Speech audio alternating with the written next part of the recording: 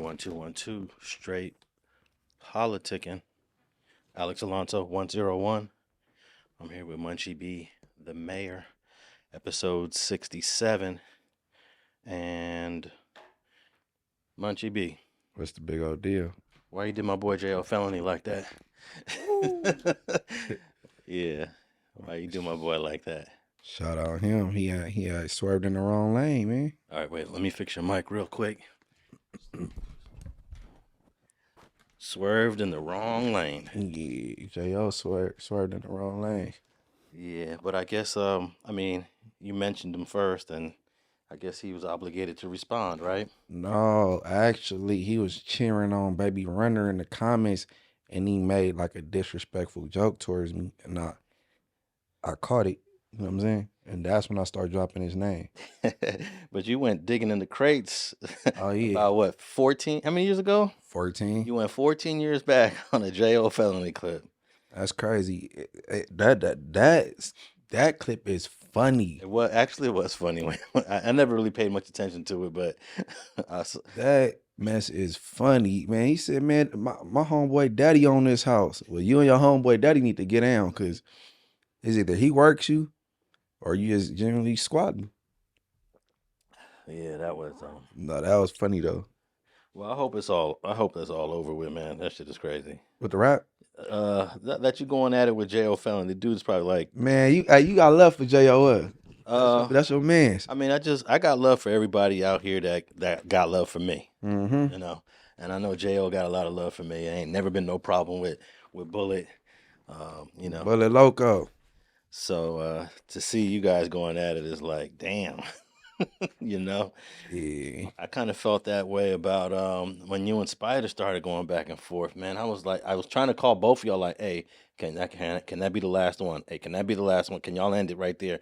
And y'all just went back, forth, back, forth. That was like a ping pong that lasted a few weeks.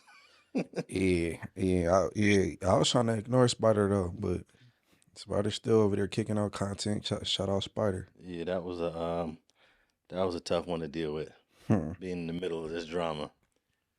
You was tired of hearing about it because you said you'll go out and that's what they'd be bringing that up. What's up with Spider and Munchie? Yeah, and I was outside a lot during that time too. Right. So it was like almost every time I stepped outside. He was going to weddings and funerals and they was bringing it up. Yeah, everywhere. like if I have the control over it, which I can't control two grown men. I can only what did my dad used to say? I can only suggest and advise. That was his that was his saying. I can only suggest and advise. Right. And you can't make nobody do anything they don't want to do. So people were kind of looking at me like it's my fault. What you gonna do? Yeah, like why you ain't stopping it or involved in it? Well, I got very little to do with it, unfortunately. I mean, you put forth a little effort. Yeah. You tried a little bit. Yeah, now it's you and Bullet, but I guess it's pretty much done between you and them dudes, huh? Yeah, it should be. Unless they come with something else. Yeah. You know what I mean? It should be it should be cool. It's all verbal boxing, you know what I mean? All right, so what's new on the horizon though with Munchie B, man? Music. I just been putting on music. And instead of just letting it sit on my phone, you know what I'm saying? Just been releasing it and releasing content, you know what I mean? Yeah, man. Trying to stay consistent. That's what I've been trying to do over here. I haven't been able to really get to some content on StreetTV channel, but I'm gonna get back to it. I've been tied up with a bunch of legal cases and reading and writing and having to submit reports and. Yeah, I done caught a couple comments that like, man, they missing the street interviews or pull-ups. Oh yeah, I actually have one scheduled, maybe scheduled for this week. You know how that goes. People always. So I got one scheduled for this week, and we'll see how that goes out in Long Beach. So I'm looking forward to that one. Out in Long Beach, north side or east side? East side. East side for sure. There's definitely more history over there on that east side, even though the north side of Long Beach is bordered with Compton. But I find the history of Long Beach is really rooted down there in that east side and that west side, because the west side is everybody on the west side and the east side are intermingled. You don't really see that intermingling with the north side so much. The north side kind of probably more associated with Compton. Well, the East further, bro. The East, like I called myself trying to assist one of my homies years ago, and I hopped in the car, hopped on the freeway, was stuck in traffic. I'm like, man, he gonna be in trouble. Like I had to boom to the 710. Like I didn't realize how big Long Beach is. I think Long Beach probably the biggest city after LA. Yep, second largest city in the county. Long Beach is big as hell, bro. Yeah, about 500,000 people. So Right. I'm like, man, he gonna be stumped out by the time I get here. the last time I checked, I think it was 400 and something thousand people in Long Beach. By now, it's probably at 500,000. Yeah, Long Beach big, bro. I learned that day. Yeah, I remember the first time I ever went to Long Beach. I was about 18 or 19, and that's when I found out they had a gang out there with a similar name of a gang in LA, and I was like, wow, Hmm. that's insane. Hmm. That, I mean, not insane. No, Pardon the not pun. yeah. But I wasn't even talking about the insane. All in 20 crib, Yeah, all in 20 bloods. I was like, wow, when did these guys ever come up? Because I had never heard of no hoods in Long Beach when I was like 17, 18.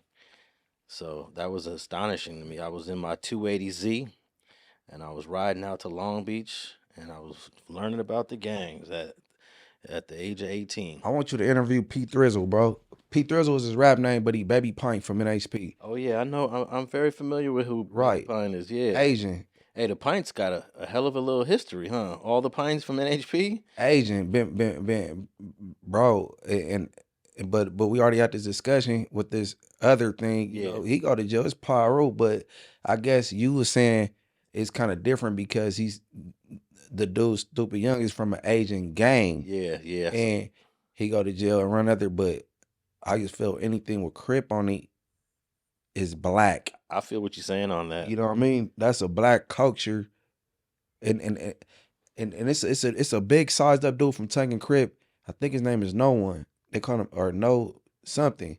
He got a big old BK on the side of his neck. So hypothetically, if he go to the pen and he run with the others, ain't he putting the others in jeopardy with that big old thing on his neck? You know what I mean? And the others is not with the gang banging thing.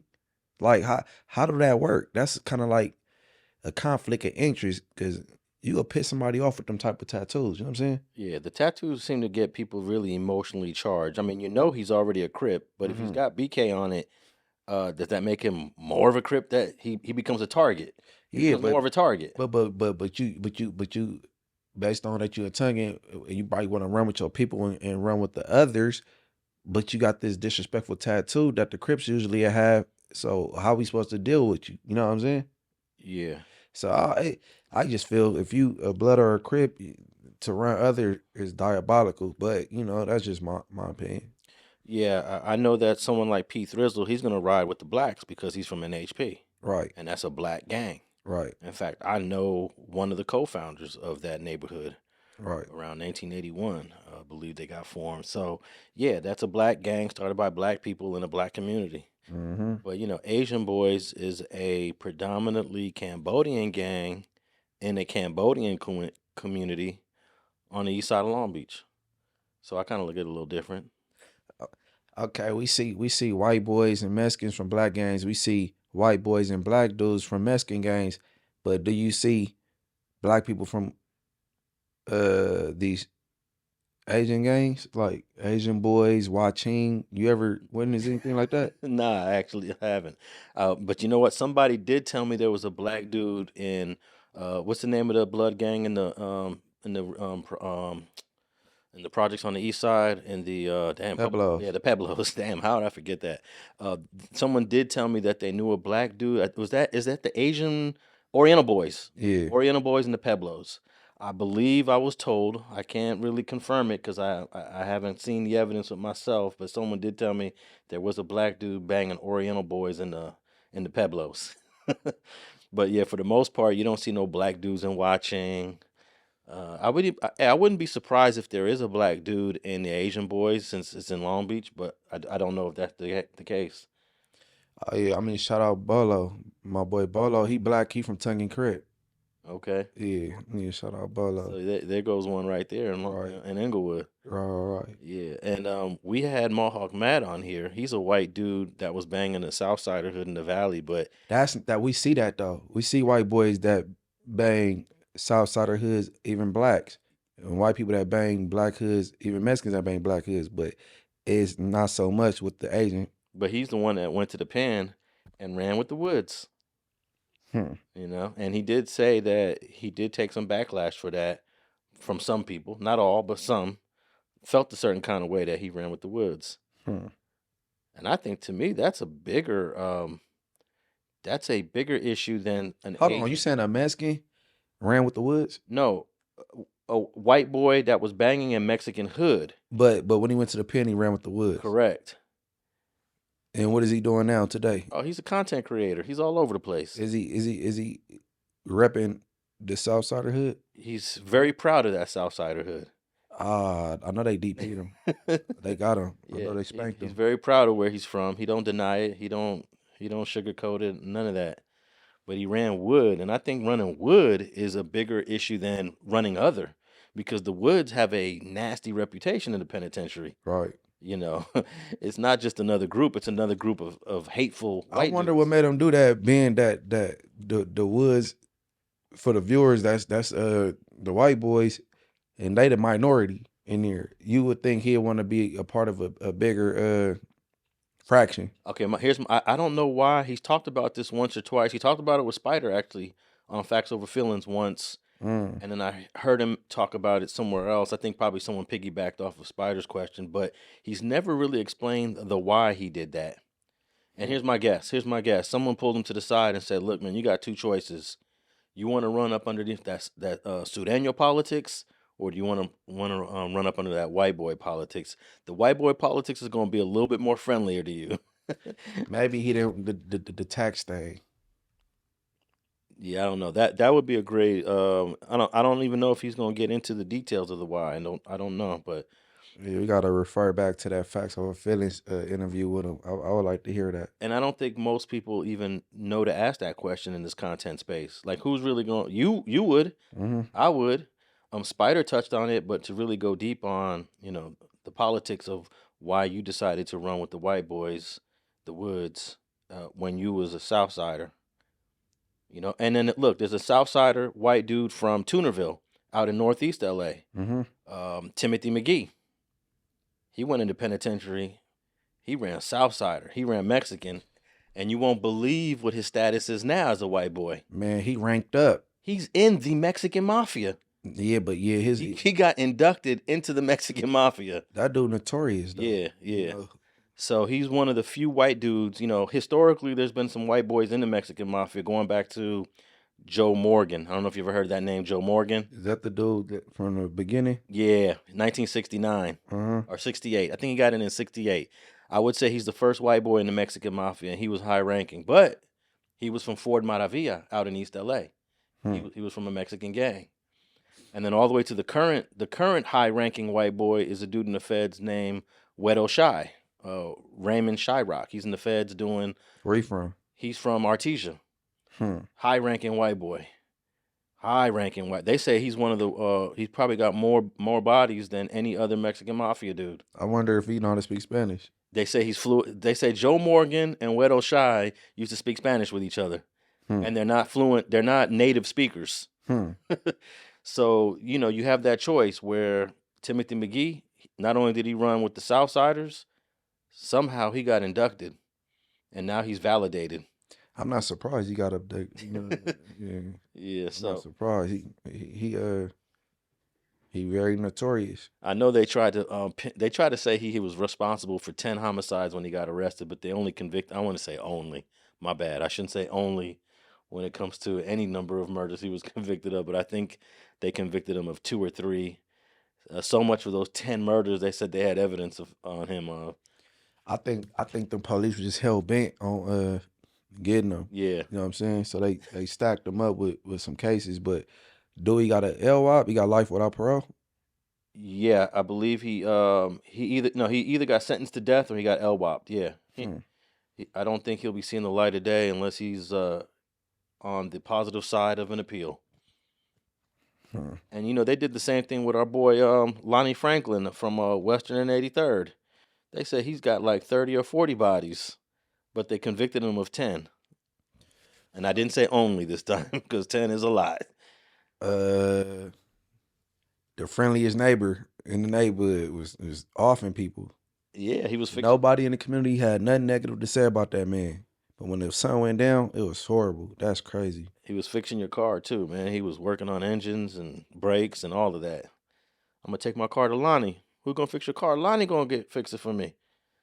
Lonnie was probably fixing cars for free for some people. Yeah, he was Yeah. real. They said he was real helpful in the neighborhood, and I end up when I looked at some documentary about it, I typed in his son and his daughter name, looking for them on Facebook. I found the son because I want to interview him, but I couldn't find the daughter. The daughter probably too ashamed to just disappeared off social media. You know what I'm saying? I wonder if you found the son. You know that he was caught through DNA of his son, Right. one of his sons, Right. and that's why I don't never contribute my DNA to any of these genealogy sites.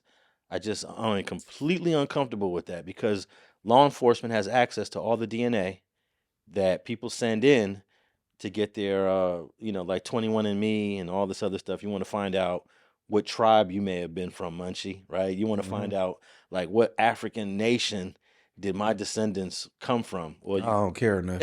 Like for real. No, there's probably a way to do that privately. Yeah, you ain't about to put my DNA on the scene of a murder. Like back in 2021, he did this and lie on me. Nah, I don't know. Yeah, I would feel very disappointed if my DNA helped catch somebody, someone that's related to me or a distant relative or something. Yeah, that's crazy. Yeah, I ain't messing around. And plus, I'm just not comfortable with, like, you guys have my DNA. Like, I don't think this has ever happened yet, but I wouldn't be surprised that someone takes someone's DNA and sprinkles it at the scene of a crime. That's why you said. But I mean, has anyone actually been arrested because their DNA was put at a scene as opposed to them really being there? Like they took a piece of their gum. If you were chewing gum and you spit it out, someone picked it up, right? Let's say someone picked up your gum and they went to go do something to some neighbor, and then they took your piece of gum and they left it there. You going to prison for that, bro. You going to prison for that. Well, it's a notorious snitch out the Inglewood family community, and he's very manipulative. And baby Munchie was getting released from prison. Instead of releasing him, they put him on a bus and put him on a bus to go to the county jail in Riverside because they said they had a ski mask with his DNA in it. But guess what? The dude Green Eyes kept the ski mask for a get out of free card, like for a rainy day, I guess. Damn. It didn't work, but he gave up. I'm like, who saved that type of stuff? Like, this shit crazy. You know what I'm saying? It's insane, man. Yeah. No. I don't even want to put my head on no female pillow now that you say it. Hey, there was a female LAPD officer named Stephanie Lazurus about 10 years ago. They pinned her to a murder that she had did in 1981 or 1982 before DNA. So what she ended up doing is she killed her ex-boyfriend's new wife. She killed her ex-boyfriend's new wife as an LAPD officer. This sounds familiar. Yeah, so she went to the girl's apartment. She was a nurse. Her name was, I believe her name was Stephanie Rasmussen. So she killed Stephanie Lazarus was the cop. I can't remember. Sherry Ray Rasmussen was the victim. So she killed Sherry Ray Rasmussen in 1981 with a gun. And they didn't bust her until like 2010 or something, like almost 20 years later. And the reason why they had her DNA is because during the squabble she had with Sherry Ray Rasmussen, she ended up biting her on the arm. She left a huge bite mark on her arm. So they swabbed that bite mark and they saved it. They didn't know about DNA in 1981. But then DNA comes along and they tested it out. And they're like, this is linked to an LAPD officer. They followed her to some restaurant where she was eating food just to verify her DNA was a match. They was on her tail, and they took whatever she ate, and they did the DNA test, and it matched that bite in 1981. She's currently sitting in prison for murder. Ain't that crazy? I didn't want to bring this up in your squadron. Oh, no, it's fine. I think we're good. I just have to record it to this turn off. You're going to bring somebody in, right? Yeah, well, I can explain the whole thing That's too. fine. I didn't want to talk about this in the squadron because that's okay. I don't know who people are listening. That's true, And if we go to my side, everybody's always wondering what everybody else is sure, doing. no problem. Okay. But like we're talking about being busy and stuff, we've been assigned a case that we've been looking at. Okay. It's a new case, and reviewing the case, there's some notes to see as far as your name being mentioned. Okay. Do you know John Rutten? John Bruton. John Rutten? Rutten. Oh, yeah, I went to school with him. You did? Yeah. How long did you know him? Gosh, I went to school in, let's see, went to UCLA in 1978 I started, and, you know, met him at school at the dorms. Were you guys friends, close friends? Yeah, we're very close friends. I mean, what's this all about? Well, you know, as they processed everything, they did the best they could at that time, and they looked at a lot of people and different things in this case. And you're right. I mean, if you guys are claiming that I'm a suspect, then, you know, I got a problem with, you know, with that. Okay. Okay? So, you know, if you're doing this as an interrogation, you're saying, hey, I'm a suspect. Well, now I got a problem with, you know, now you're accusing me of this? Is that what you're saying? We're trying to figure out what happened, Stephanie. Well, I'm just saying, you know, do I need to get a lawyer if you're accusing me of this? You know, you don't have to. I mean, you know, you're here of your own free will. I mean, no, I know, but I mean, you're not under arrest. You can walk out. You can leave whenever you like. Well, you know, I'm trying to give you some background of, you know, how I knew him, and now you're telling me that somebody's saying that we had this big old fight, and I don't even know what you're talking about. You know, and I don't want to, you know, get in trouble for something that I didn't even do, or you're saying I did something. Okay. Yeah, we understand. I mean, how would you guys like it if the tables were turned on you? I understand. No. No, that's what we're telling you. I mean, you're free to go whenever you want. If this makes you uncomfortable and you want to, well, now you're starting to make me uncomfortable. The thing is, I mean, detectives did what they could at that time on the crime scene. Okay, and the burglary thing you're talking about, that is an angle that they looked at. I go, but now we're looking at everything else on the case. Because nobody was ever arrested on the case. I don't know that or not. Okay. Now, what we'd like to do is, obviously you know about all the DNA stuff and things of the nature that, you know, gets done on cases nowadays. You know, if we asked you for a DNA swab, would you be willing to give us one? Maybe. Because now I'm thinking I probably need to talk to a lawyer. Okay. I mean, well, because I know how this stuff works. Okay, don't get me wrong. You're right. I have been doing this a long time. Yeah. And I wish I had been recording this because now it sounds like, you know, there's, you know, you're telling these people say I'm fighting with her, and now it sounds like you're trying to, you know, I've been doing this a long time. Yeah. We know. Okay. And now it almost sounds like you're trying to pin something on me. No, now I got that sense. Well, what it gets to on these cases, and you know it as well as I do, our job is to identify and eliminate suspects. I can't believe this. So if we ask you to a point to give us a DNA sample, a buccal swab, so we can identify or eliminate you, would you be willing to do that? Maybe. Because I know this. Well, that's where we're at too. I mean, because right now, from looking at the evidence, it's, you know, it's possible we may have some DNA at the location. That's great. And we're going to do what we can to try to put this thing together.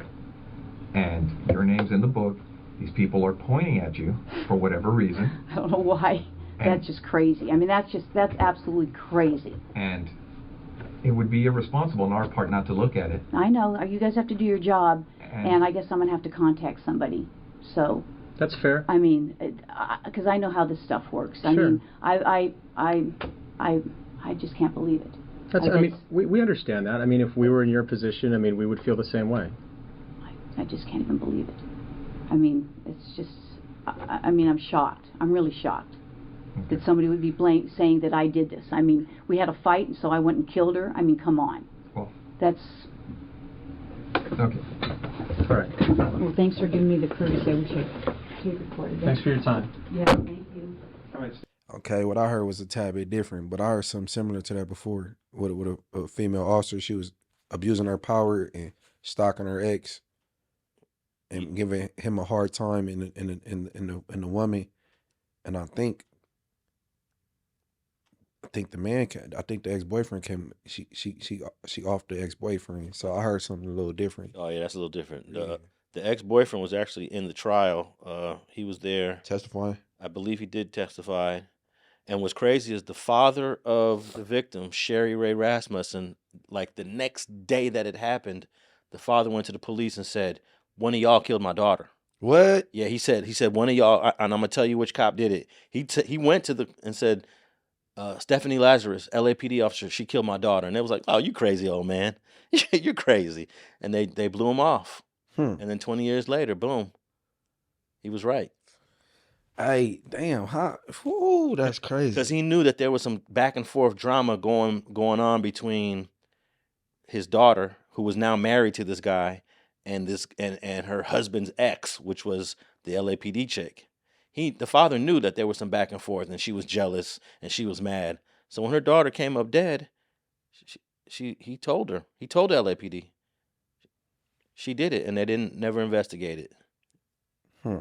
So yeah, Pops was on point. I mean, that's pretty much easy when you're a parent and you close to your son or daughter, and you know all the battles that your son or daughter is going through. It's pretty much easy to know who offed your son or daughter when you have a close relationship with them. Them police officers, they could abuse their power on their off days, on their own time. Like, shit crazy. Yeah, man. All right, man. I wanted to know if did she at least get her man back after she offed her? Like, nah, hell nah. Look, he was married. I wonder did he feel that she did it? He was in trial there, and he was with the family. No, he was in trial 20 years later. Oh yeah, you talking about back then? Did he have a feeling like the dad did? You know what? The husband rarely spoke. The husband was not as outspoken as the father was, and the father was there in trial, witnessing the whole thing.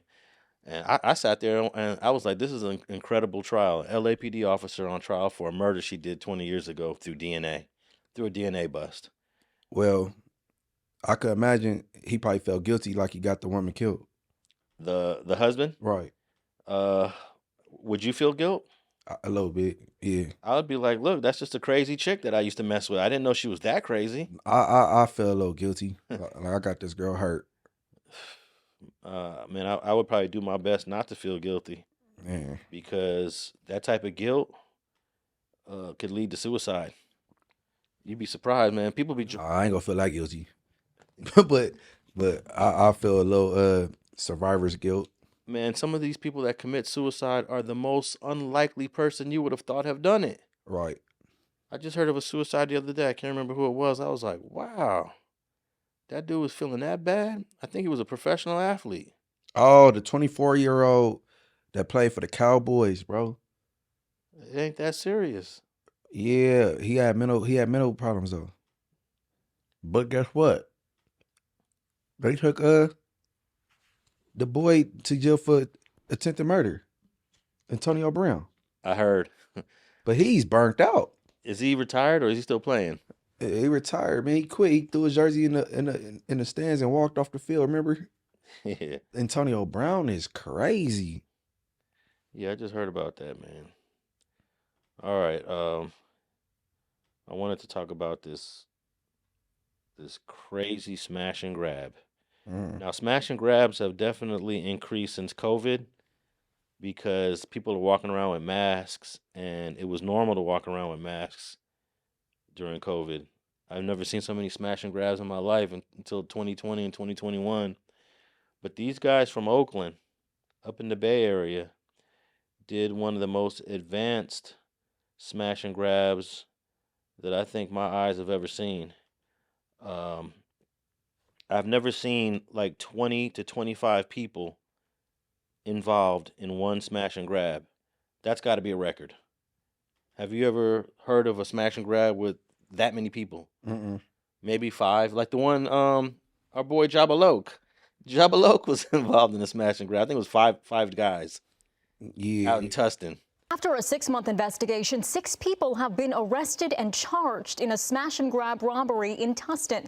The surveillance video from last April shows armed men entering a jewelry store wearing masks, armed with hammers and tire irons. The store was left in shambles. In less than a minute, they made off with $87,000 worth of jewelry. They are all facing felony criminal charges. This smash and grab was, I don't want to use the word sophisticated, but maybe advanced. I don't know what the word is because I think all these guys are going to get caught. But all of them, you think? I think most, if not all of them. We saw 20 people running into the place, and I think that there were 6 cars waiting outside, so that's at least 6 more people, 6 more drivers, and 26, probably a total of 26 people. Let me see if I could pull up an article on this real quick. Damn, this internet is tripping. Okay. San Ramon smash and grab suspect facing 14 felony counts. So they have already caught some of the people involved. The first of at least 20 suspects who stormed, ransacked, and robbed a San Ramon jewelry store made his first appearance on Monday.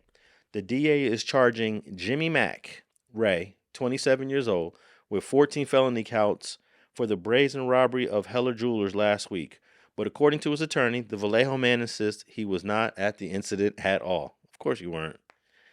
Prosecutors say Ray was part of a conspiracy with at least 20 others to storm the store, breaking display cases, and stealing $1.7 million in jewelry. Prosecutors say some of the group fired a gun to break through the store's door that had automatically locked, trapping the mob. The vehicles that they've arrived in and the vehicles that they used for the getaway were alleged to be stolen cars. We know that the amount of jewelry that was taken is estimated to be $1.71 million. The prosecutor told the judge they found some of the stolen jewelry on Ray when they arrested him. The prosecutor says so far just $200,000 worth of jewelry has been recovered and only 4 people have been arrested. So that's an article on it. And before I get your reaction, Munchie, I'm going to play a clip of this entire heist. We'll call it a heist. Here we go. More than 20 masked and hooded people stormed into Heller Jewelers in broad daylight Monday. Some of them armed with guns, others with crowbars. Police say the mob then helped themselves to $1 million worth of fine jewelry. When they went in, they basically took over the store. They went to all the jewelry display cases and began just smashing the display cases at will, using the crowbars and the pickaxes, and basically taking whatever jewelry was available. When the store door closed behind them, police say it automatically locked, trapping the group inside. A witness captured the robbers firing shots to escape. It was a very dangerous situation. They did fire multiple rounds through the door, which caused the door to shatter, and they were able to then push the glass out and exit. Drone footage captured the suspects getting into their cars and speeding away. Police say choppers followed them. Officers arrested 3 men and a 17-year-old on International Boulevard in Oakland and arrested 3 others at the Dublin BART station. The biggest concern was not seeing just 1 or 2 or 3 people, but like 20 people being involved in something like this. Michael and Joyce Comer just bought their wedding rings at Heller. They were hoping to get them cleaned today, but the store was closed. They are appalled at what happened. Something really tragic could have happened, worse than stealing jewelry yesterday. Police say they're still looking for at least 17 suspects. They say detectives are working around the clock to find them. In San Ramon, Jody Hernandez, NBC Bay Area News. There you go. And I counted 20 people actually did run in that store. They're dressed in all black hoodies, masked up. But then there's also 6 people in those 6 cars that were in the parking lot waiting for them. So 26 people. How do you do a lick with 26 people, Munchie? That don't even make sense to me.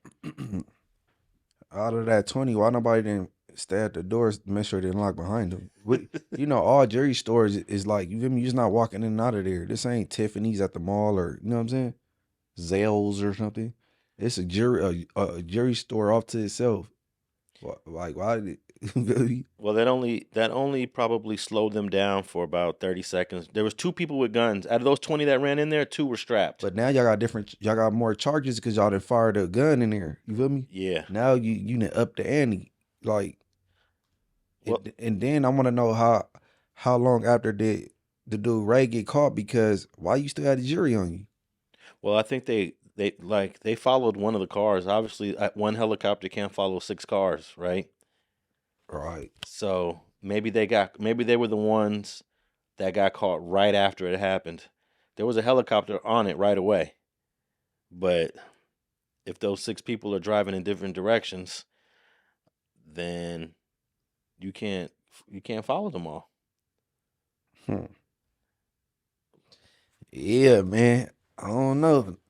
That's so that's 7 of them locked up. They said 3 men and one 17-year-old. Then shortly after that, they found 3 more people at something station or whatever station. So they got 7 of them. Yeah. And And then International Boulevard, that location where they said that was at, that's Oakland. So we know, and that's East Oakland. So we know these brothers is from the hood in Oakland. They're from the trenches in Oakland. Damn, man. Ooh, man. I don't know. That's a lot of divvying up to do.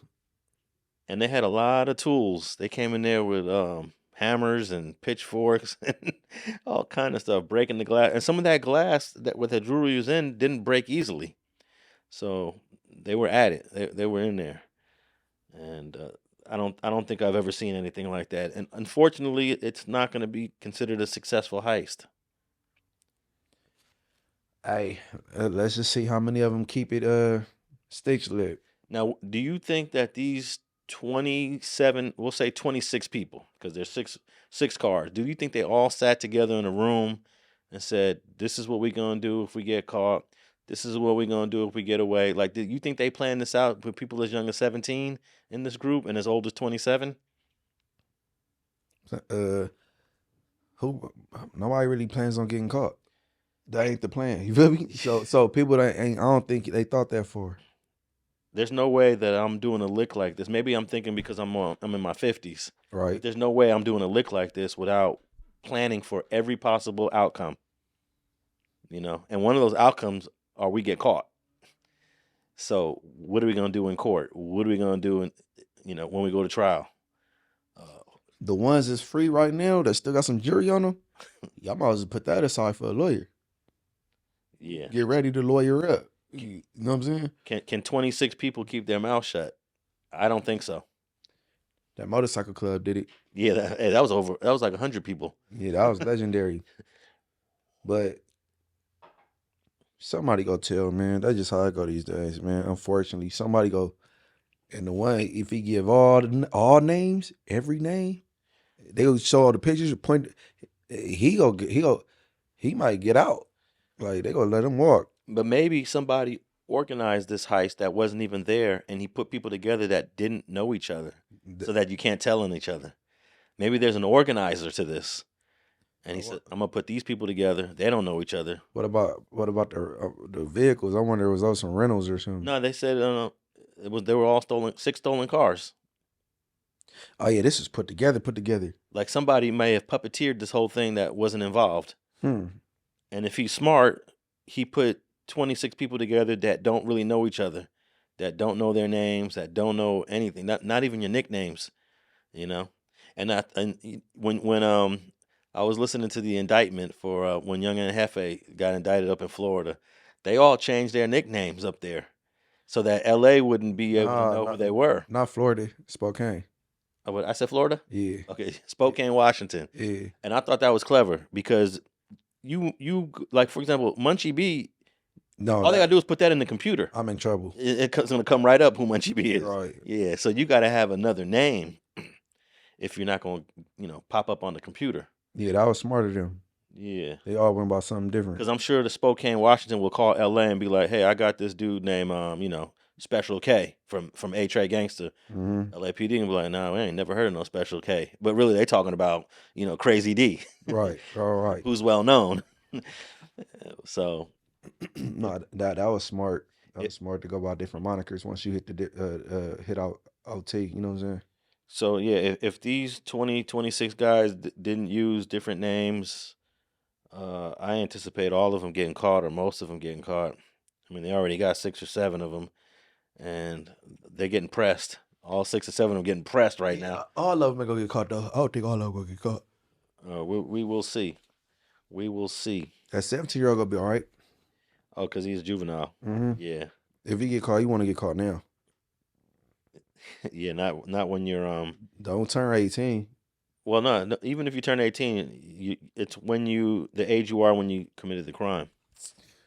Hold on, let me see. Yeah, it's the age you are when you commit the crime. Hmm. Yeah, I saw a case where a juvenile got caught for a crime 10 years later. He still had to go to juvenile court, even though he was Okay, you're right. You're right. No. Because I've seen that, and I've seen adults be housed in juvenile hall in the box. Yeah. Oh, so you right. You right. I'm like, this thing is a grown ass man. Yeah, that means he got caught years later. Right. So. No, you're good if you're a juvenile. You're still gonna be tried as a juvenile. But don't have the DA try to convince the judge they want to try you as an adult because they say, quote unquote, you did an adult crime. That's a whole nother thing. He'll fight his fitness. Yeah. As we call it in California. Fitness hearing. Fitness hearing. To see if you be tried as an adult or as a juvenile. Well, at least they changed the laws on fitness hearings. You gotta the prosecutors gotta fight for that now. Before they go to a fitness hearing and it would be a slam dunk. Now it's more like a fitness hearing is now like a little mini trial where the defense gets to put up, a fight for it. Mm-hmm. But I was in a fitness hearing a year ago, man, and we still lost. I was like, it's just a longer process now. The judge is still gonna, decide to try this person as an adult. So, and unfortunately, everybody from that RICO case, including Big U, is tried as an adult. And he is trying to apply for a temporary release to go to his son's funeral. Hey, man, I hate to talk negative, man, be like a pessimist, but I ain't gonna let that man go. It's majority of those are denied. I will say that. A majority of them are denied, but a few, I don't know what the percentage is, but it's low. I don't know if it's 10, 15, 20. And here's the catch with that too. You have to pay the bill. Gotta pay for them officers, you know what I'm saying? Well, in this case, it's gonna be marshals. So you gotta pay the bill for the marshals. You gotta pay the bill for their overtime. You gotta pay the bill for the transport. So obviously he's applying knowing this. And yeah, man, but he got that son. Go pay for his dad to get to that funeral. You know what I'm saying? So why do you think it's not going to be granted? Because they trying to put this mob boss, people scared of him and all this little thing on him. So they gonna say it ain't safe for him to be at the funeral, and his son's a Rolling 60 member. It's a gang funeral. And like they go do all that shit. I think he should be able to go and see his son off. You know what I'm saying? But they you know how they is, man. Yeah, let me see. I got this article here from hotnewhiphop.com. None of the mainstream media outlets have covered this story, believe it or not. Even though when he got indicted, all the mainstream and even the national outlets were covering it, but most of they haven't really caught on to this. But let me read this. It says Eugene Henley is requesting a temporary release from jail in order to attend the funeral for his son Jabari Henley, baby Huey. The 34-year-old was shot and killed in L.A. on Halloween night. Police say Jabari walked up to a vehicle when someone inside had opened fire. Authorities have yet to announce any suspects. The incident occurred as Big U remains behind bars after being named as an alleged member of the Rolling 60s Crip in a federal racketeering complaint. He faces 43 charges in the case. They include murder, kidnapping, and extortion. He has maintained his innocence. Prosecutors have until November 14th to respond to Big U's motion to attend his son's funeral, according to allhiphop.com. Once they do, a judge will decide on the matter on November 17th. So I guess the prosecution gets a chance to, of course, they're going to say we deny, we don't support this, and that ultimately it's going to be the judge's decision, which will come next week, November 17th. Man, yeah, that's tough up, man. That's unfortunate. I hope they grant it though. Let them. You know what I'm saying? Yeah, I don't even think I would request it. I just have to mourn from myself. You know. But you know that his wife probably want him there, so she probably telling him like, just try. You know what I'm saying? And then like you said, his son could easily afford that bill, whatever the bill is going to be. Mm-hmm. Several $1,000s. Yeah, his son doing this stuff, man. Oh yeah. Shout out to him. So I didn't know. Damn, man, he got unalived the same way Raymond did. I know, walking up to a vehicle. Raymond Washington, rest in peace. That means, well, if that's true, because these are just reports, and you know, I find that these reports tend to be like 75% wrong once, you know, all the discovery comes about. 75% of these stories be wrong. But if it's true, you don't walk up to a car unless you know who's in the car, right? Yeah, I ain't gonna go into it. Anyway. Yeah. But here, I'll add this last part. This is known as a hoe stroll. So maybe walking up to cars is a common thing in this part of LA. And we'll just leave it at that. Right. But yeah, Raymond walked up to a car of a dude that he knew. I know this for a fact. Well, hold on. All right, I'm gonna say this, right? And I think I already said this before.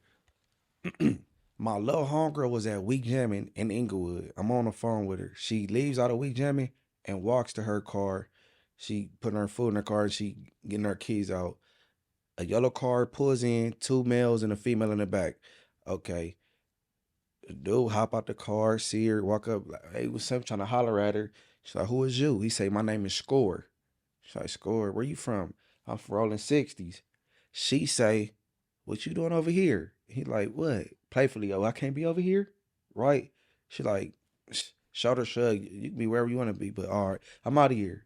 So she pulls out, Score walks inside the weed jamming, but the car pulls out behind little lady Munchie, but don't go and just turn back in the parking lot.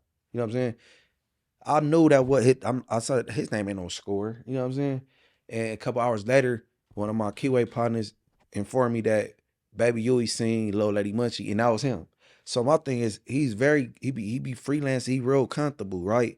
And the common denominator, if I got it right, he had a female in the back seat, and then I think with this, he had a female with him. So maybe he on some pimping type stuff. You know what I mean? I think that, but he seemed real comfortable because he was where he wasn't supposed to be at that week jamming. You know what I'm saying? Yeah. Just walking up to another car. I was on the phone. I actually heard, like, you know what I'm saying? Well, I don't know if you would say 69th and what was the cross street? 69th and Fig. Oh, Fig? 69th and Fig, if that's out of bounds, but you know, a lot of people want to say, well, I'm not comfortable everywhere, even if they do say this is common ground for who we get along with. I'm just not comfortable everywhere. Yeah. You know what I mean? Yeah. They okay, for instance, because that's a whole show, so it'll be people from different communities over there, and like you don't know who you are running into. Now, on Crenshaw in that Lamar area between Vernon and Stocker, it seemed like it'd be a mixture. It'd be Bloods, it'd be Crips, it'd be a little bit of everybody over there, and it don't never really seem to be no violence. But I don't feel comfortable over there because I'll be just feeling like the rules don't be applying to me.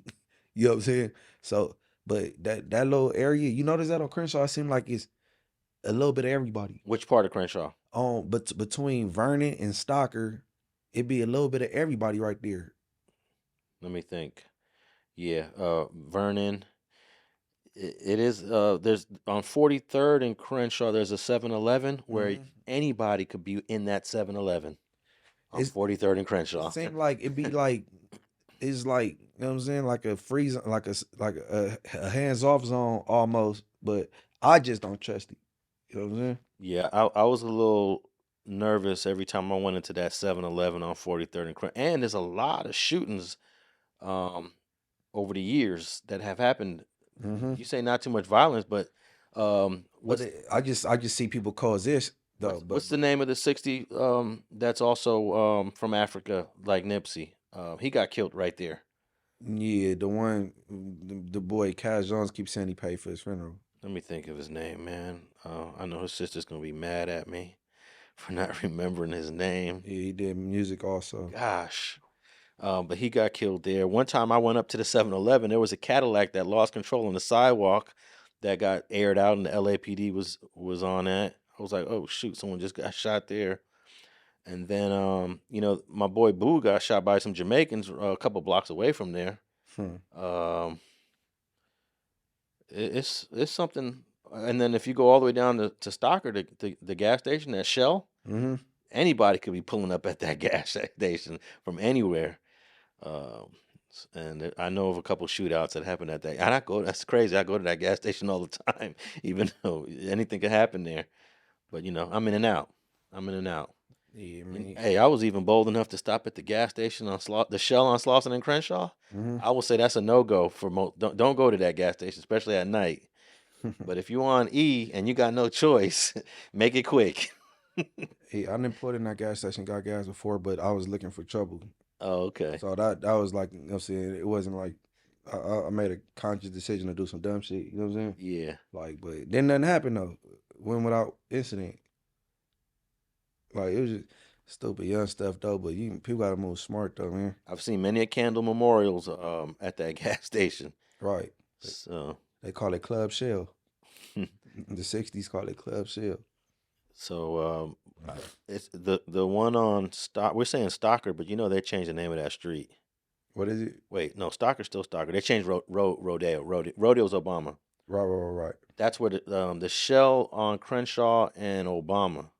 Mm-hmm. Yeah. Stockers where the liquor bank used to be. Oh yeah, the liquor.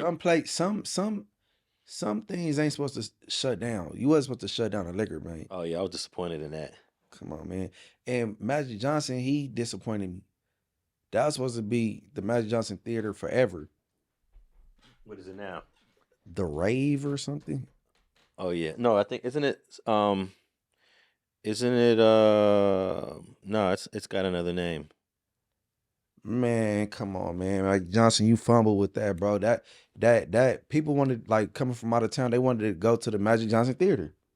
Yeah, I used to, people who were from out of town, I used to take them by the liquor bank because Baby Boy Oh yeah. had that scene there. I was like, this is Yeah. the scene where Baby Boy was selling his clothes Mm-hmm. right here. And then I was pissed when the liquor bank put a fence. First, when they put the fence around it, they put a gate around the whole thing. Like you couldn't really pull up and walk through. And then now it's done. And then you still got Mavericks Flats right there, but who knows how long that's gonna last. Yeah, man, I'm upset with Magic Johnson, man. You supposed to keep that the Magic Johnson Theater. You know what I'm saying? Because that was a landmark for us. You know what I'm saying? And all that area is like pretty much black, and that was a black thing. You know what I'm saying? Yeah. And yeah, but it's a lot of little landmarks. Like the homie, that's his house, that Friday house, where Craig and Smokey's on the porch, Was that on 127th? 126. 126? Yeah. Okay. Yeah. Hey, there's a landmark that I was disappointed that went away. It was on La Brea, and I want to say, I guess that's by the jungles. Is that Stocker? La Brea? No, that'll be La Brea, and yeah, it used to be a movie theater there. It was called the Baldwin Hills Movie Theater. It only had 3 screens. It was right on the corner, and now it's like a bank or some other stuff. They got all kind of new businesses along La Brea now, between Stocker and whatever that was. I can't remember what the cross street is on that. That was iconic. That little movie theater that they got rid of, and that's because when Magic opened up that I guess 16th Theater movie theater. They put the other one out of business, and that was a black-owned movie theater, the little small one. Yeah, man, you shouldn't have did that, Magic. Hey, you know there's an iconic movie theater in Inglewood on Manchester, an old school movie theater. I don't think it's used anymore, but the building's still there, right? The Academy. I thought it was called. Was it on 4th Ave or 5th Ave? Oh, okay, but it was two. It was like 3rd Ave and 4th Ave, and then there's one across Crenshaw, like on 11th Ave in Manchester. Yeah. What's the other one called? I thought one was called like the 5th Ave or something on Manchester and 5th Ave. That was, the Crips used to go there back in the Man, the early Crips 70s. used to go everywhere. Yeah. The Crips, the Crips used to go everywhere they didn't go. They was at Sidnella Park. You know, the homies fought for that. They was there. They had all the festivals. Oh, the cross street where the old theater used to be on La Brea is Coliseum. I'm tripping. Right on the corner, right on the northwest corner was a movie theater. Crips love the movies because literally we can take you back to where Buddha, my son, his name? Yeah. Oh no, Barefoot Pookie. He tell a story about the smacks and the little the theater on Imperial and Western back in the days. You familiar with that one? Yeah, it's where the Burger King. There's a Burger King on that corner, and it would have been right by where the Burger King is. They demolished it. It ain't there no. The building's gone too. Right. Yeah. Yeah. So they used to be everywhere, man. Like little roaches invading everywhere. They spread it like cancer, man. And I think OG Bird from the Slossons talks about going to the movie theaters in Huntington Park when there was more black folks over there. That was a big deal. Huntington Park, I don't even look at that as its own city. Is that a city or is that a community? No, it's actually a city. It's a city. Yeah, it's its own city. Okay. But it's right next to LA. It's South Central to me, because my dad played football for Huntington Park when he was a kid. Oh, okay. Yeah. So yeah, a lot of black folks had interactions back then in the 40s. No, I say the 50s, 60s, and 70s. Black folks was tapped into Huntington Park. Right. Not today. Yeah, it's Mexico. Nobody in your generation, Munchie, is tapped in with no Huntington Park. Our mamas, that's it, moms and dads. Yeah. But I'm gonna go out on a limb and say that Big U is probably gonna get denied that temporary release because of what you said. One, his son is. They're gonna say this is what they're gonna say. His son is a gang member. There's gonna be a lot of gang members at that funeral, and the marshals might not be enough security to escort Big U to the funeral. It's going to require way more law enforcement presence than is available, something like that. And what can you say to the judge that breaks it down like that? Man, look, bro, the pathological ish gotta stop. This dude, Loose Cannon, said he the one told Big U that his son passed and they cried together. No way. Loose Cannon is something. He did, bro, and I'm disappointed because he did that on TMZ. I thought TMZ be having they more credible. You know what I'm saying? Well, they're just gonna report what somebody said. They're not gonna, say it's the truth. Yeah. Man, that dude gotta stop. That dude Loose Cannon is something else, boy. I hope that ain't true. I don't even think they're on the same. Heck no. Wait, they're not on the same floor. Man, that ain't true, man. Hell, bro, he would have received that news from him, man. You would have went charging at him. He would have, man, come on. The pathological ish is crazy. Yeah, well, I was one of the first ones to tell the people out there on the internet that this guy is a liar. Right. That's why I turned down his interview before No Jumper interview. He was trying to get on StreetTV. Right. And I told his quote unquote manager at the time, a dude named Rick Aaron, I said, nope, I'm not interested in Yeah, but Loose Cannon called back and cursed you out, said he never tried to come on StreetTV. Yeah. I recorded that call just to do it. We ain't never put it out or nothing. I'm like, look at this idiot. Well, I got a video that I'm working on. It's been a slow edit where I think people are gonna find it very entertaining. All right, man. We talked about David D4VD multiple times on this Street Politicking podcast. Straight politicking, my brother. What did I say? Street politicking. Street politics. I'm screwing everything up today. Butchering words, huh? Yeah. Hey, I'm not on my I'm not on point today. Very rare. It's a very rare me not on point today. Street politicking. That's probably somebody else's channel. Probably. But no, we straight politicking over here. And I was trying to politic this with you before, Munchie B, that there's no felony committed here. Even if they put the body in the trunk of this car, it's a misdemeanor. It's not even going to send you to prison.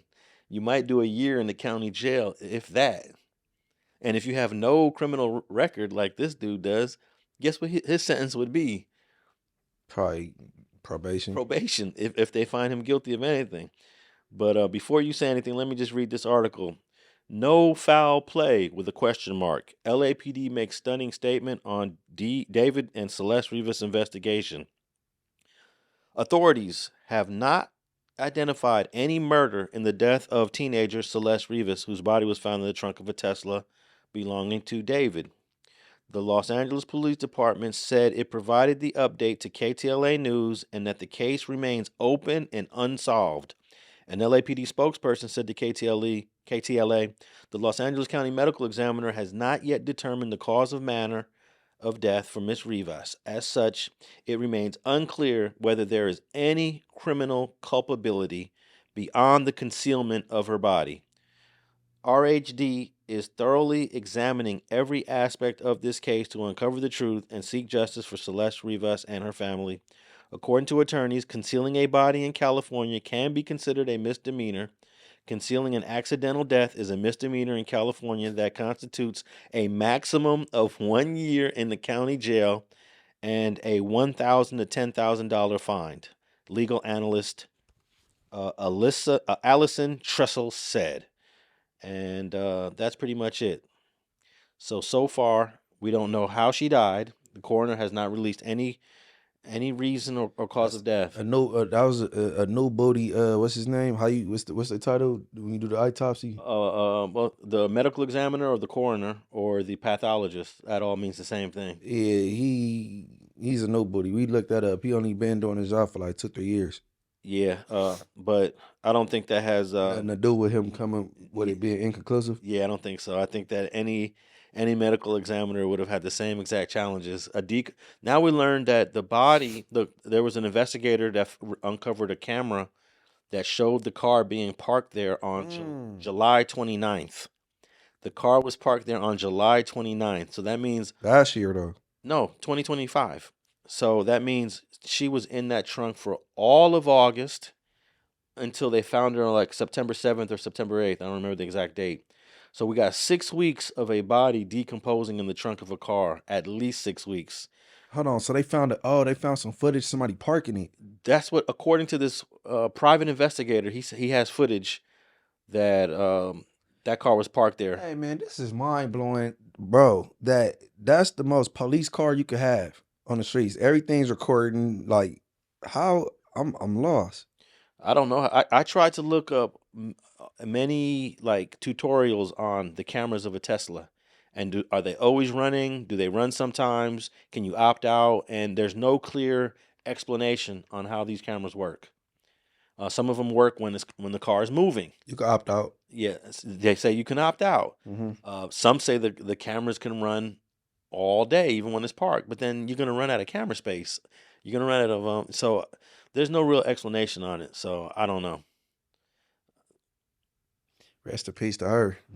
Yeah, and then I am starting not to believe the reports that her body had been, like, what was the word we used? Not mutilated, but decomposed. No, decomposed is natural. There were reports that they had physically, manually did things to her corpse. Oh, decapitated. Decapitated means you cut the head off. What that mean with body parts? Here's the word: dismembered. Dismembered. Okay. I'm starting not to believe that there was any dismembering. I think it was just extreme decomposition. Because now most of these media outlets that did report dismembering, they're starting to fall back on that. Dismembering is a felony, so I don't think dismembering happened at all. Right. So that's why a lot of the early reports of any story, you're going to find that, 75% of it is untrue. And so far, no crime, no felony crime has been committed. And I know that's hard for people to accept, that a body is found in the trunk of a car and that there's no felony committed.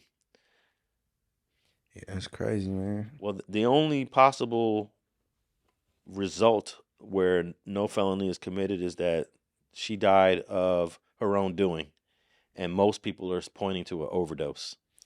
Hey, I'm gonna tell you this, and they found out she wasn't pregnant. She not only was she wasn't pregnant, she hadn't been pregnant in the last year. They could test her for the last 12 months. Hey, look, let's just say if they did charge him, and they wasn't really playing by the rules, because they going by the letter of the law right now. But if they did just want to charge him and just throw and see if something stick, man, the jury will fry him. For what though? They just go fry him. These officers going by the letter of the law, and they being fair across the board. They going by the book.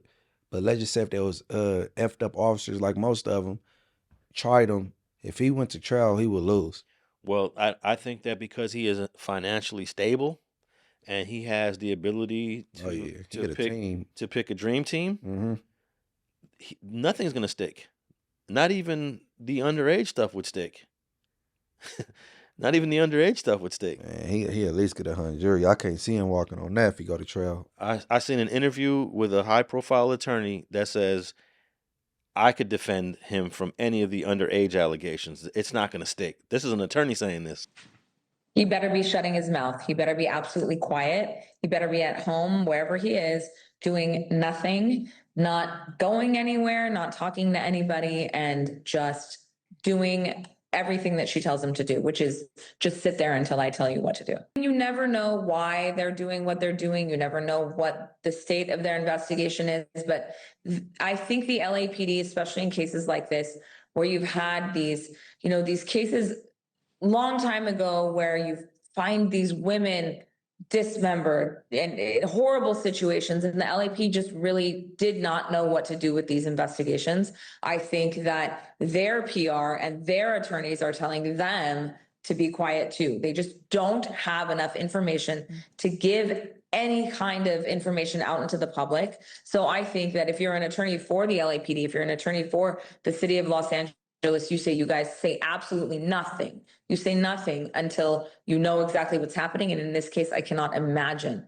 that there's ever going to be a point where we know exactly what happened. What is the evidence that we have that any crime occurred? Well, we know that there's a body in a trunk. But what evidence do we have connecting David to any actual crime? She told her friends that he was that they were in a relationship. What does that mean? She left her house. That was a very, very troubled situation. How do we know that he had anything to do with that? There's no evidence against this man for any crime that I can see. How about witnesses? Because the friends of David spoke with TMZ, and they all held out that they thought that they were a couple. They held themselves out as a couple. She said that she was 19 and a college kid, and they were absolutely romantic. Proving my point, if he thought that she was overage, then it's not a crime. But what does... Oh, that's not true. Ignorance of the law. You can't have a relationship with an underage girl and say, well, she told me she was 19. Hire me if that ever happens.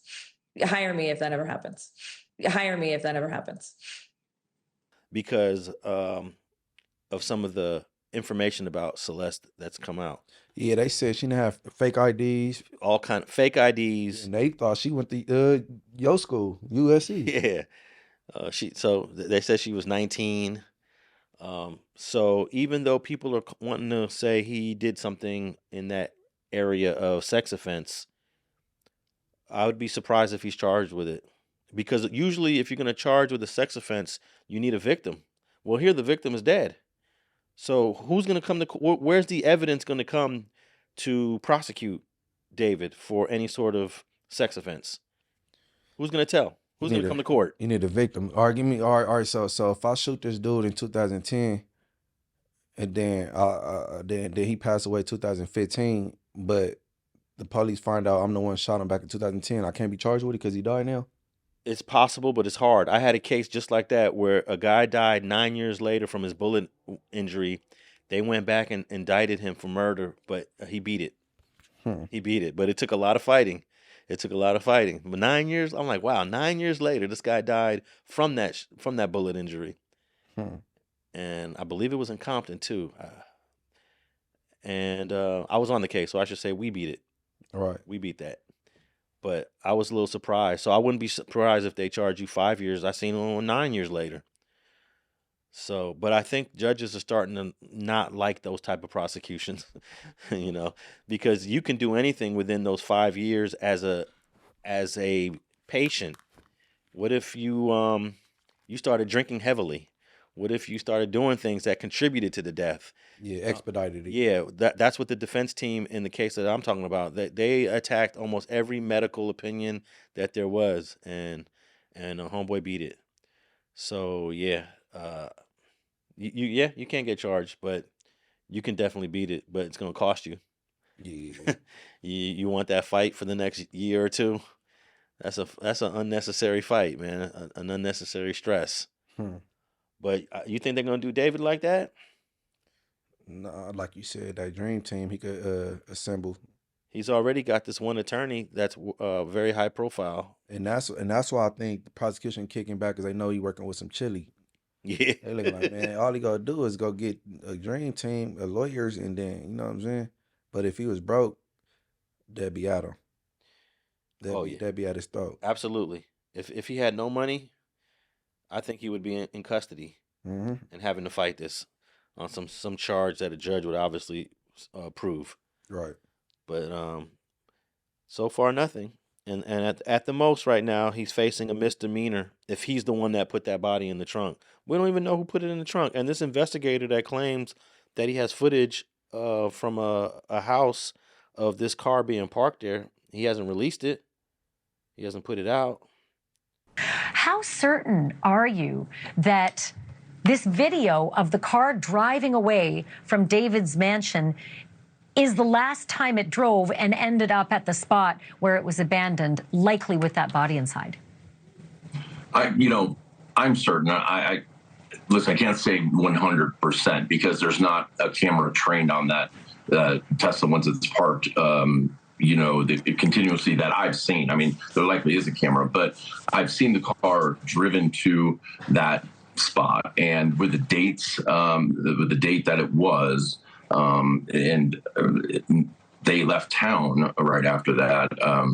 I'm certain that is the last time the car was driven. It was put there with her, in the front trunk. On that day, this is the very end of July 29th. It was like 78 degrees at that time in the morning, or 77 degrees. And if it was on the street where the house is, so it's shaded by the house. I really don't know how much I believe that, but he says it's dated July 29th. The time, it makes sense. He went on tour on August 7th or 8th and was gone for the whole month. She's found in the first week of September. And that little girl's running around, not going home. Oh, she was outside. Yeah. She's been outside since she was like 11. And she wasn't outside in Lake Elsinore. She was in L.A. I don't know how she got that far away from home. I mean, it ain't that far. You could get on the damn train and you're in Union Station, No. At 11, just wandering to L.A., how did you meet these group of people to even start hanging with them? Hey, when I was going to Hollywood High School, there were so many homeless teens on Hollywood Boulevard. I would walk down. Hollywood Boulevard was full of homeless people. It was like Skid Row. They cleaned it up. Yeah, I never been in the county jail with some of them dudes that program in Hollywood a whole lot, and they got all these stories. Like it's funny just being in the county jail around people that be downtown Skid Row and the ones that be in Hollywood, because they all got these little interesting ass stories. It's like a whole nother world down there. Yeah, but the Hollywood is definitely cleaned up. But when I used to meet people on Hollywood Boulevard that were homeless, I always just say, "Damn, what you doing out here?" Oh man, my family kicked me out. They all had the same shit. My family put me out, and they were all, you can tell they were rebel type people, girls and guys. They were rebel, and their families had it with them. So I've seen all kind of teenagers on Hollywood Boulevard, and then they get to doing drugs, Yeah, man. So she could have been that type of chick. She definitely was a rebel at home. Yeah, we saw that her mannerisms. Yeah. You're right. So, man, it's unfortunate, you know. And when I was raising my kids, boy, I raised my kids with a lock and key. Celeste, is that her name? Yeah, Celeste Rivas. Yeah. I raised my kids with a lock and key because of stuff like this. I remember my youngest boy ran away when he was 14. Yeah. He came back the next day. He like, man, it's cold out here. He I'm came. hungry. I want some daily. What? No, I'm gonna tell you what he Want some did. cooking. He got on the bus, and I think he just rode the bus all the way to the beach and came back. And then, like maybe at like 4 or 5 in the morning, he went into our garage. He got into the garage and he went into one of the cars and just slept in the car. He wasn't even gone for 24 hours. He couldn't last 24 hours. You ever run away from home as a kid? No. And when I say kid, like, 12, 13, 14. I can't call it running away because it was too, like, I'm coming back. I probably bars out the house slamming the door or something, but like, yeah. And then my mama ain't never been one of the ones like, get out. Like, I'm just getting on her nerves, or she ain't never been like, you know what I'm saying? Oh, she ain't the type to put you out.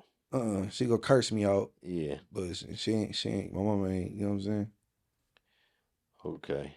No, but although I did push out the house and tell my I ain't never coming back and slam the door, and she be laughing because she's like, yeah, you didn't come back all right, because I ended up going to jail that night. You feel me? She's like, yeah, you didn't come back all right. I'm like, oh, this shit crazy. Yeah, man. It's crazy that no progress has been made in the investigation of Celeste Rivas. And I think the LAPD is just being extra careful. I think they know by now. I think they know everything that there is to know. Trying to avoid a lawsuit. Yeah, they just going being very careful, and unfortunately, we want to know. We want to know, why was she in the trunk of this car, and why did they just decide to park the car there and leave her body in there? It's just I can't think of anything. I can't think of anything. But this is the type of story that we'll probably know the truth like 5 years from now. I don't know if it's ever going to come out in the, like this year. But all right. 5 Los Angeles MS-13 gang members were convicted of violent murders of rivals. Now, we talked about some MS guys in a whole nother state on a previous episode of Straight Politicking. I think it was in Virginia or Washington. Somewhere. Baltimore. Yeah, Baltimore. But man, this is right here, Los Angeles. 5 members of the notorious, they call it the Notorious International MS-13 gang, have been found guilty of partaking in a violent crime activity in Los Angeles, including at least 6 gang-motivated killings. The 5 were found guilty by jury in federal court on Monday after a 9-week trial. The U.S. Department of Justice said the 6 killings were the result of stabbings, shootings, beatings, and strangulations, including several victims whose bodies were dumped off a cliff in the Angeles National Forest. I always tell people, Munchie, if you want to hide a body, you can put it in the Angeles National Forest. It's going to be almost impossible to find, or if they do find it, it's going to be, there's so many coyotes, there's so many animals. Hey man, that's cap. Because we did some content on a boy that was on that app dating app with the gay man, and he put one of the bodies there and they found it. He must have just dumped it off the the road though. I'm saying you recall though, right? Yeah. He must have just dumped it off the road. But yeah, the Angeles National Forest is so big. There's literally still unfound bodies in there. Don't dump it off of boys and girls. Don't just dump the body off a road. Yeah, come on, man. We ain't teaching nobody how to discard bodies, but they gonna be on you, Alex. But these MS guys probably just dumped the bodies off the. It says here they dumped it off a cliff. 3 men: Walter Chavez of Panorama City, Roberto Ortiz of Baldwin Park, and Edwin Martinez of Cypress Park, were found guilty of 1 count of conspiracy to violate RICO. Chavez and Ortiz were also found guilty of 2 counts of violent crimes in aid of murder. Martinez was convicted of 3 additional counts of murder, for the purpose of aiding racketeering.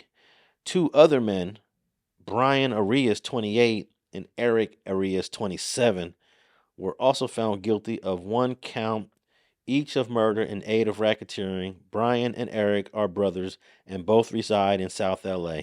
And I'm sure they made their mama proud. Born a year apart, 27 and 28, they're about to do life in the feds, unfortunately. Last paragraph here is victims were believed to be members of rival gangs or MS-13 members who ran afoul. I mean, they don't know. The victims were either rivals. Oh, maybe they were both. The victims were believed to be rivals of MS and members of MS who were on the outs.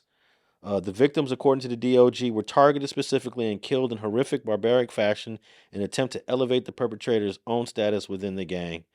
And another federal trial with guilty verdicts of LA gang members.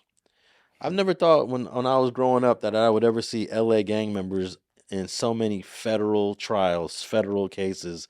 These are obviously state offenses, right? It's easier to go fed these days, though. Yeah, but you can go fed for almost anything, but the feds never really had this interest. They let the states do what they do, and the feds will come in, bank robbery, crossing state lines.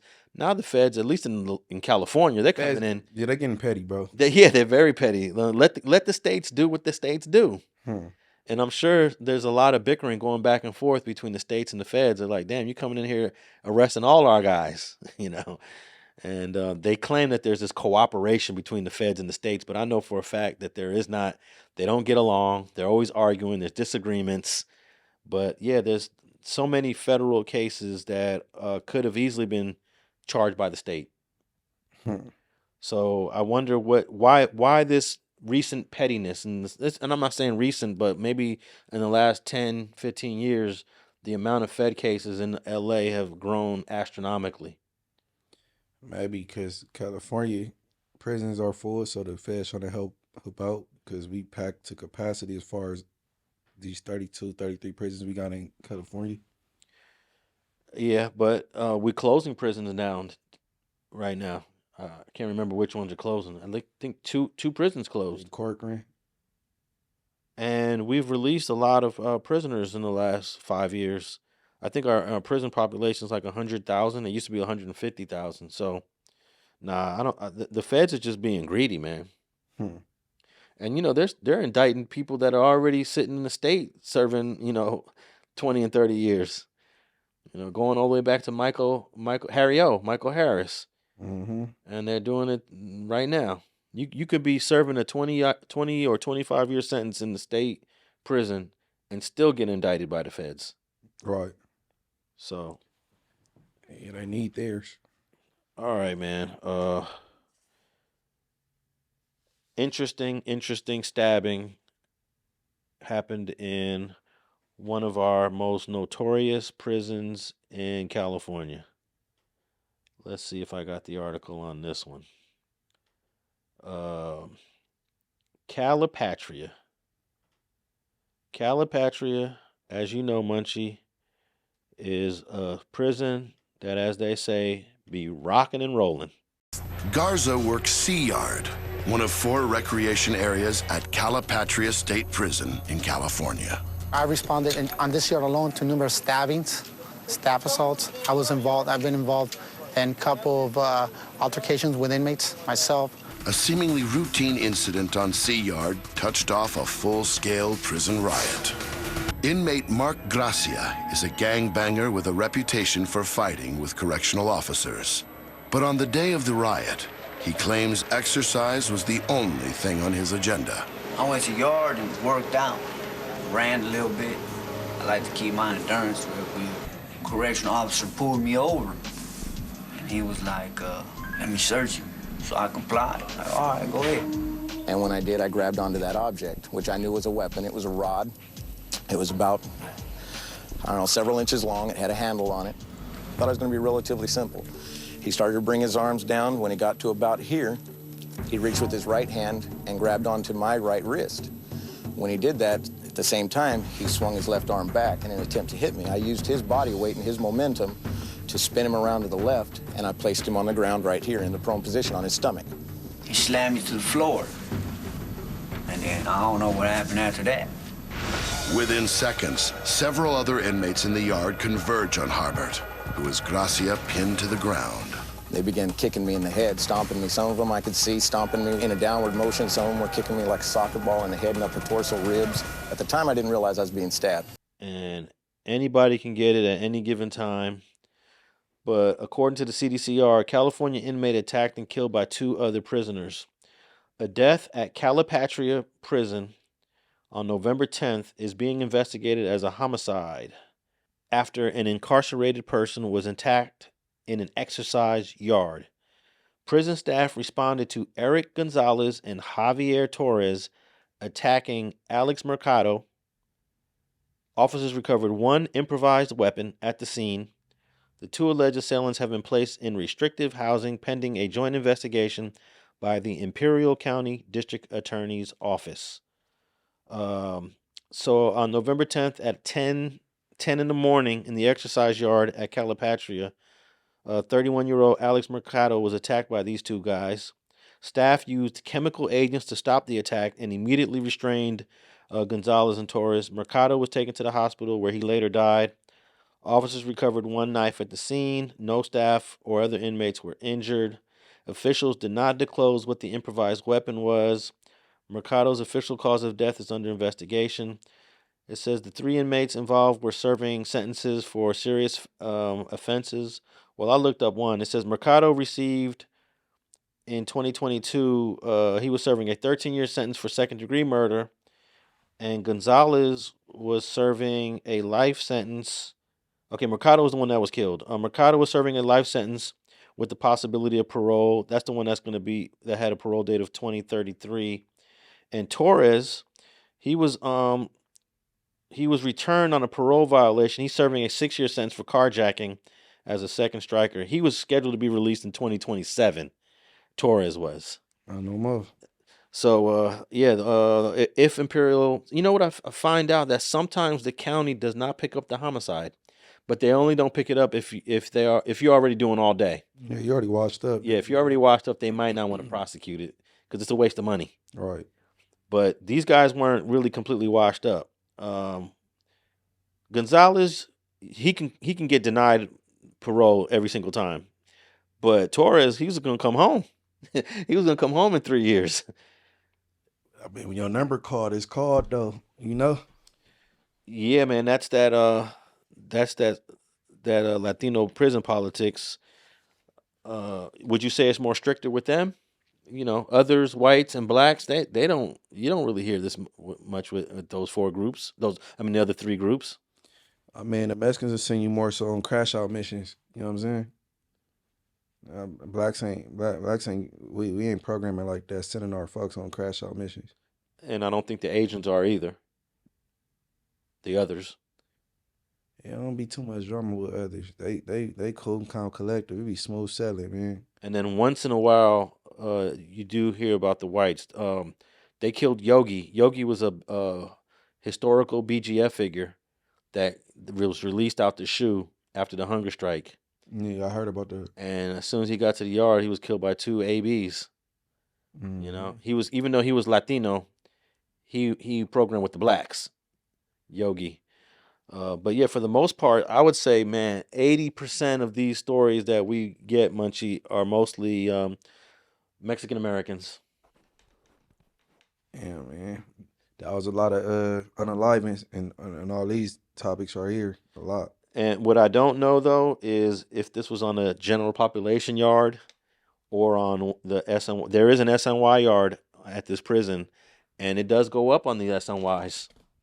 It does go up on the SNYs. No structure, no politics. Now, one thing, they got pictures of all 3 of these guys. The decedent, Alex Mercado, has an interesting Trojans, USC Trojans tattoo on his neck. It says Trojans and I guess SC. A lot of people put the SC for South Central. Mm-hmm. So, and then Javier Torres, the one that is Javier, which is the one that was coming home? Yeah, he was coming home in 2027. He has the praying hands of Guadalupe. You know, the praying hands tattooed on his neck. He got a couple face tattoos, but I can't make them out. And Eric Gonzalez, no tattoos. The dude that is doing all day, he's got a clean face, clean neck.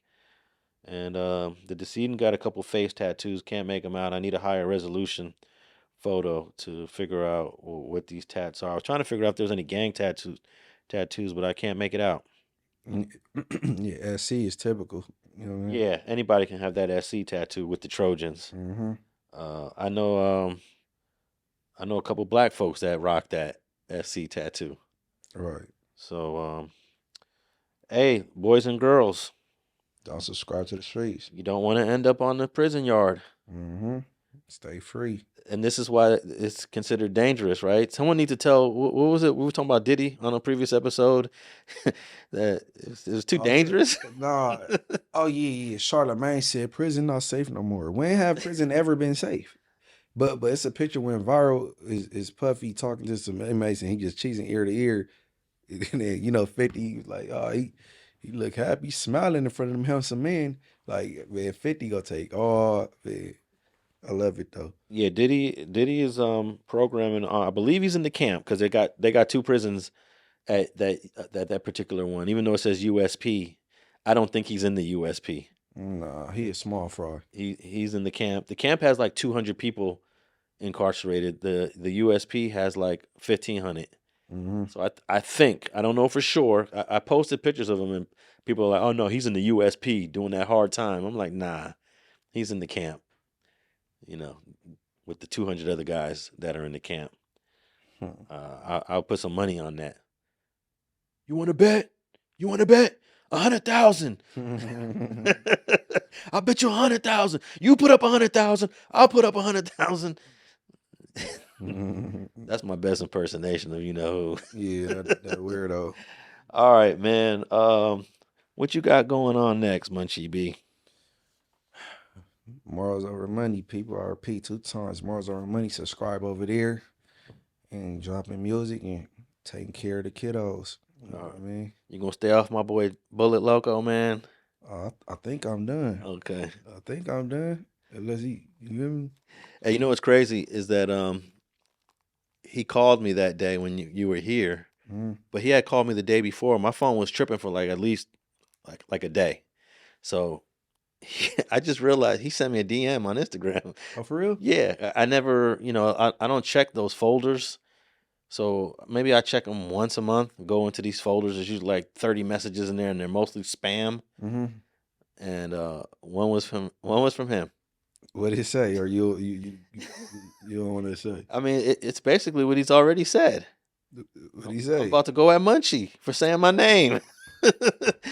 Man, shout out Bullet Loco, man. I reacted to the news clip. It was funny, man. It's all fun and games. It ain't nothing personal. You know what I mean? Yeah. And to everybody who was calling me on that day, I wasn't ignoring y'all or avoiding y'all. My phone was tripping for like 24 hours, going straight to voicemail, and it just so happened to be that was the time when I guess you dropped your your Baby Runner disc. Right.